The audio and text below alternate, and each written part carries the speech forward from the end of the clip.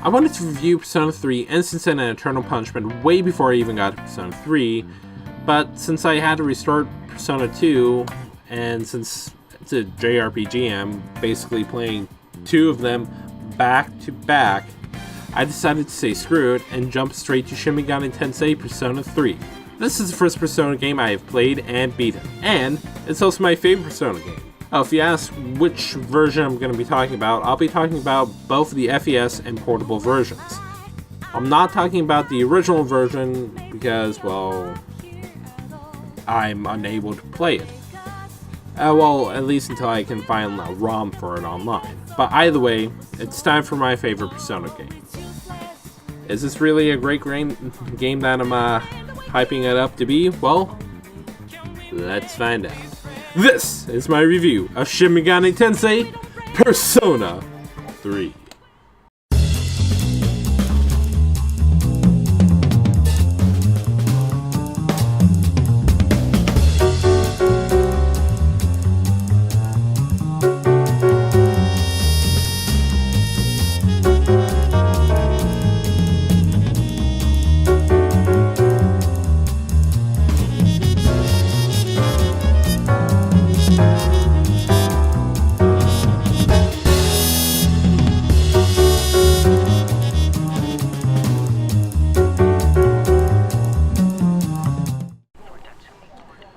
Our story starts out with our main character, Makoto Yuki, getting off of a train and walking to a dorm. On the way there, we see that things are, well, strange in this area. There are coffins all around and blood on the ground.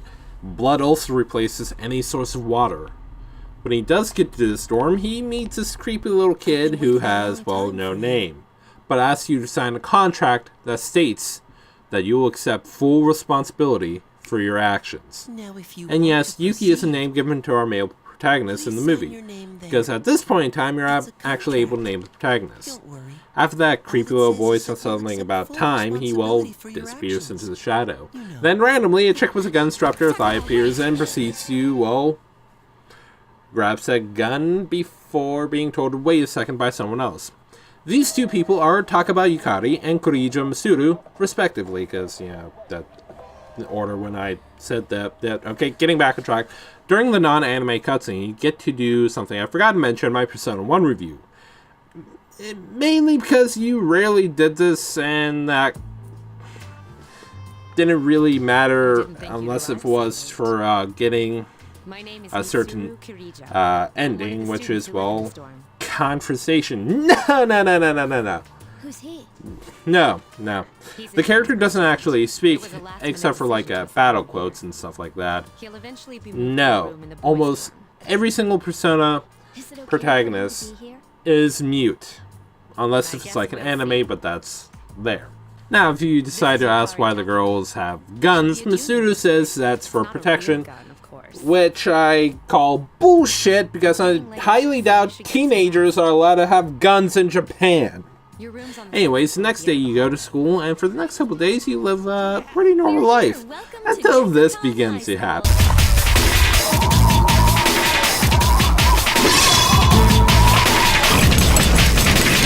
Yeah. When this happens, Yuki actually summons his persona. The persona's name is Orpheus. No, not Morpheus. Orpheus. And well, this kicks off our story and we get our first taste of how the battle system is like. You will also get introduced to Tartarus. This place is where you spend the most of the gameplay, and no, you're not getting dental work done, you're fighting shadows. Story-wise, I do love this story because of how dark it can be. I actually got really absorbed into the story, and this is kind of why I love the Persona series. But this game specifically, I get mostly absorbed in this story, if that even makes sense. When one character died that I got attached to, I was heartbroken and sad. When one character betrayed the whole entire team and tried to sacrifice them, I hated that character majorly. Traveling in Tartarus, you'll meet shadows instead of demons. These battles are not random anymore. Shadows will roam around the map, and when they spot you, they'll chase you until they get to you, or while they give up. You can get an advantage in battle when you attack Shadow from the back. This means your whole entire party will get the first 4 turns. Shadows can do this as well, but it doesn't matter where they hit you at. The battle system got a major overhaul, not just from Persona 1, but from the Persona 2 duology as well, at least from the PS1 versions of those games. Everything is now really simplified. You can't give your partners full-on orders. They use their moves and attacks on their own, unless you tell them otherwise or if you make them wait. And yeah, again, not guarding, just waiting. Don't know why, it's just waiting. It just bugs me that it's not guarding. And yes, this is my main complaint about the FES version. I have no idea if the original version has a guard option, but I know for sure that the portable version has that option, and it makes me mad that this version doesn't have that option. A new feature to the Persona series are social links. These gives you a side story on a main character or a side character. You still get choices for what Yuki says or does, but most of the time you'll need to pay attention to what you pick, as your action can make the social link go inverse or become broken. Inverse means that that person's pissed at you, and broken means they really, Yuki and that person really aren't friends anymore. One thing I really need to knock the social links for is a romance option. Unlike in 4 or 5, you don't have the actual option to say, hey, I'm going out with this character, or hey, I'm going out with that character. No, instead, the romance is automatic as you progress through the link. If you're around, I think like 7 or 8, maybe higher or lower, I'm not really sure, with a female character like Yuko, the game will say that if she knows you're hanging out with another female friend, she will get mad. If you hang out with someone like Chiho at this point in time, because it'll be fucked up if someone would get jealous of her Mako, you know, the girl who's dealing with her parents' divorce or something like that. I actually kind of forget what her link is about. Yuko will be mad as fuck at you. You know, it's like you just can't be friends with other females. I think it's like that as well in the portable version when you pick the female protagonist when you're having the social link with the guys. Though, I think it would be kind of messed up if Akihiko would get jealous of Kodomaru, because Kodomaru is just hanging out with Minako. Yeah. One thing I find pointless, especially in Persona 5, but I'm not on that game yet, is having a persona of the same arcana helping the social link advance faster. I find it pointless because I really don't see any difference, in my opinion, if you have a persona of the same arcana or not. A great thing is that this gives a bonus experience to a persona of the corresponding arcana when you go to fuse a persona together. And yes, you get more experience to whatever level the social link is at. And you know, speaking of fusion, it got a hell of a lot better in this game, because instead of fusing together demons, you'll fuse personas into different personas. Since you can't fuse Orpheus with himself, a new mode called Shuffle Time, well, it's not really a mode per se, but it's a new mechanic, actually. Don't know why I didn't say that in the first place, but oh well. If you exploit the enemy's weakness all throughout battle, you will activate Shuffle Time. And here, you can get 1 out of 5 things. You can get another persona to use right off the bat, or to fuse away, more experience, extra cash, or a random weapon for Yuki or Minako to use. Be careful though, because there are curse cards that can bring out the Reaper a hell of a lot faster. If you're on one floor too long, the Reaper can and will appear. Double time if there's no enemies, or what I already stated with the curse cards. If you decide to go after it, you'll be in the fight of your life. Well, unless you go after the optional fight with Elizabeth, but then again, I've never attempted that. But anyways, getting back on track. The Reaper has some of the most powerful attacks in the game. I haven't beaten this fucker at all yet, and in Persona 5, I'm waiting till flu season so it can kill itself. Look it up, trust me. The flu season in that game makes the Reaper a complete and total joke. In this Persona installment, we got anime cutscenes, and they're really animated greatly. These ones only really come up when something in the story really heats up, or it's the beginning or ending of the game. The art style of these cutscenes really fits the Persona series. Not to knock the art styles for the other games, I just think this is the best art style in the game. In-game graphics are basic with, well, basic animation for the characters. You'll see the same exact animations for each character multiple times, and trust me, they are still doing this in 5. But then again, that's not something I really will dock it for, because that's not why I play Persona. I play mainly for the battle system and the story.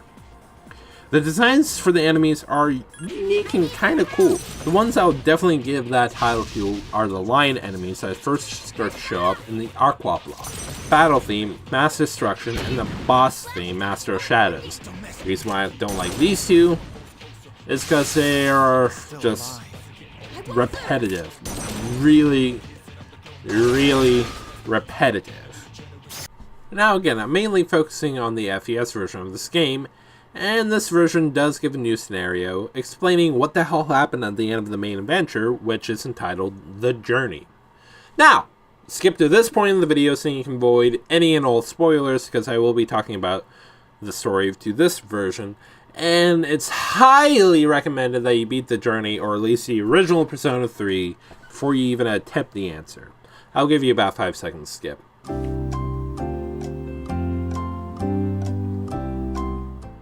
Alright, did you skip? Alright. The story follows Igus, and, well, she becomes the new wild-card Persona user. After the events of the main story, it turns out Yuki actually died after his fight with the worst boss in RPGs, well, at least in my opinion. And now everyone in Cease is now stuck in their dorm. And the reason is unknown, but we meet Igus's little sister, Metis. And Metis begins to try to kill all of them. But thanks to awakening to her new power, Igus knocks out Metis, and she passes out as well. In her mind, she is in the Velvet Room, and Error gives a basic explanation that he has been giving since the start of the Persona series. The contract thing. And well, here's the thing, that bugs me a little bit, because the only time we really see a contract being signed is in this game, more specifically in the main journey. In Persona 1, Todo and his friends never signed a contract, Tatsuya or Maya never signed one in the Persona 2, and I don't think Narukami did in Persona 4. And yes, Akira did sign one, but that was way after he got access to the Velvet Room. I think I'm missing something here, I'm not sure. I think awakening to personas are the contract. I mean, that's what I got with everyone's awakening in Persona 5. But I still don't get it. After Igus wakes up, Metis breaks out of her chains with ease, which makes me even think why she even bothered to stay still. But Metis leads him under the house, well, dorm, sorry, but either way, it doesn't really matter, because there is a realm that's basically a sandier version of Tartarus that is not a tower, but it just has doors. Lots and lots and lots of doors. To get out of the house, they will have to tackle each area of this place called the Abyss of Time. And after about every 5 floors in each area, we see a shadowy figure that resembles Yuki. I haven't played this yet, but one thing I do want to say, if they did actually make Minako canon with this storyline, her arc would have been interesting with just trying to deal with the loss of her brother. Well, yeah, if they went into the whole siblings direction. But so far, the amount that I'm in, it's not really bad per se. You can see what the lives of every character was before they even got into the high school, and my only real problem is with how the gameplay is. It only has one difficulty, and it's locked on hard mode with some additions. The only addition that I can actually see is the fact that certain status effects will be carried on through the labyrinth. And so far, I've only seen poison being carried over.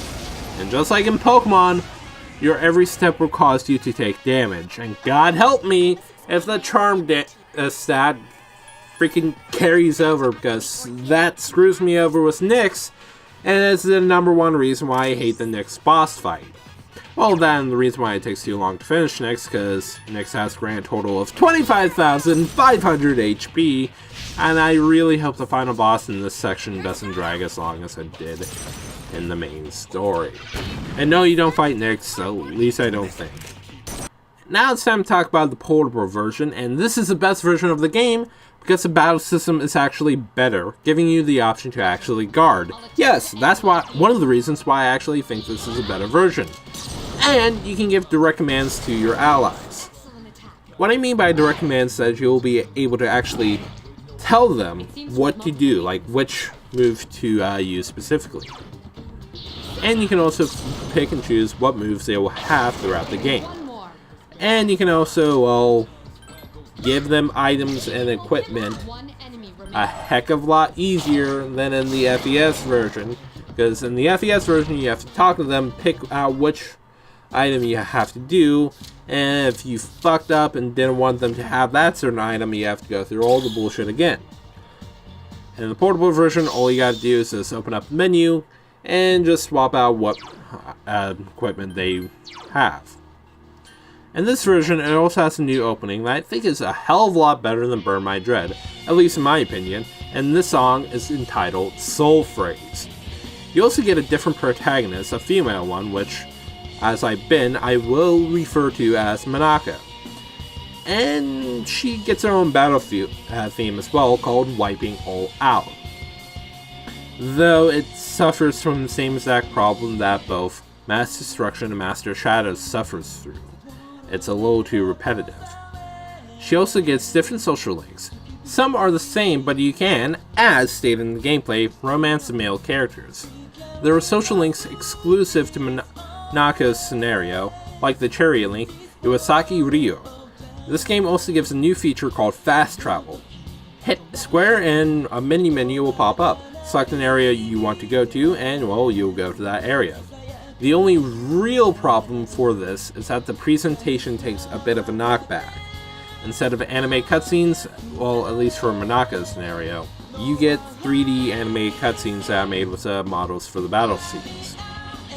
They're kind of planned, and I do wish that we had full-on anime cutscenes, but then again, I do know that animation takes a lot of time and money. Plus, PSP isn't on par with the PS2. I haven't seen all the Persona 3 movies, I just saw the first and second one, and so far they aren't bad, but I think they should have used the same art style for the anime cutscenes in the game. It's not a bad art style per se, but the game's art style just fits better for the third game in the series. Voice acting wise, everyone does great. I would point out that Yuki's actor sounding for the Soul Hell would seem bad, but I personally don't mind it because it actually fits with his character. One thing I would say is I actually would have added Minako into the canon of the movies. And, you know, make Yuki her sibling, and, well, after their parents' death, they had to look after each other. Because, well, it was just as those two. But that's personally what I would have done, but what we got so far really isn't bad, but I haven't seen the rest of the movie, so I can't really give a full opinion on it. So now, taking account of story, characters, gameplay, graphics, and sound, Shin Megami Tensei Persona 3 FES gets a 7 out of 10, and yes, the guard option, well, the lack thereof, is a big factor why the rating is what it is, because the portable version does get a 10, and well, even with the technical limitations of the PSP, the portable version, in my opinion, does a hell of a lot better in terms of gameplay, and to me, it's a definitive version of the game. At this point in time, Persona 3 and Persona 3 FES are available to buy on the PlayStation 2, and both the FES and portable version got a digital release on the PlayStation Network for sale. And I think FES is priced around $10 and portable is around $20. If you have some money, go and buy them. This is a great game, though. Again, I highly recommend the portable version, and not because of, again, the no guard option in battle, but I feel like it delivers the experience a little bit better.